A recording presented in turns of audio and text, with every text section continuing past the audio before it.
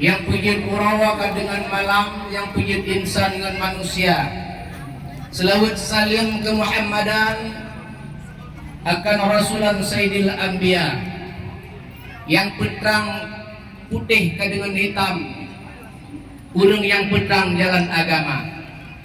Dalam dibaknya salim penghormatan kepada Tuan Bisan yang ada di tempat dengan keluarga. Jauh sidih di Banda Aceh kamu datang dengan rombongan ayah dan bunda ngelinto baru dengan keluarga. Tema bantruh kena ubat tubara wahai Bisan lain tak tersampak don kalan cara. Kamu nijek petamung linto yang tampan kedeh udalam inobak jalan kamu nahadang wahai Bisan yang mulia. Pekeh nasalah kamu dalam rombongan nejawab laju wahai Bisan nejawab haba. Oleh jaro 12 atuh jumada. Jaro 12 atuh jumada. Atuh bijak kenon langkah. Nyo. Alhamdulillah kamu kaliga. Nyo. Jaro 10 lembut, jaro 10 lembut 10. Betul. Dan tolong di kam salah. Nyo. Jaro 10 lembut 8. Nyo. Dan tolong timpan atau bayang. Get. Jaro 8 lembut 7. Dan labu ko tempat. Betul.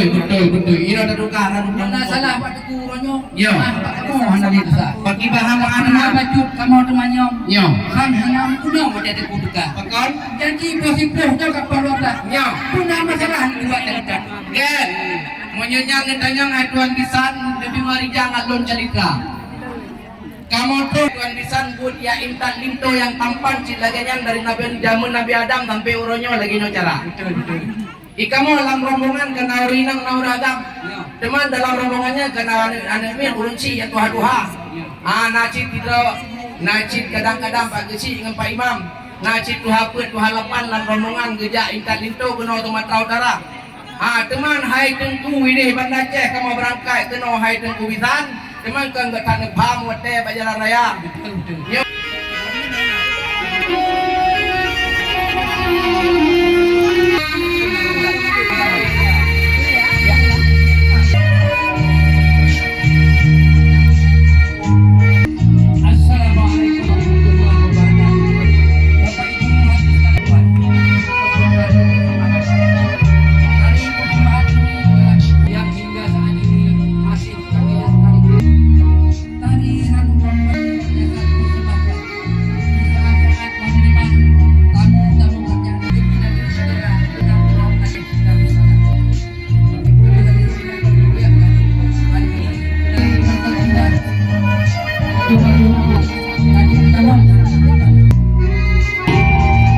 Adan Aceh Tanah Sumatera Utara.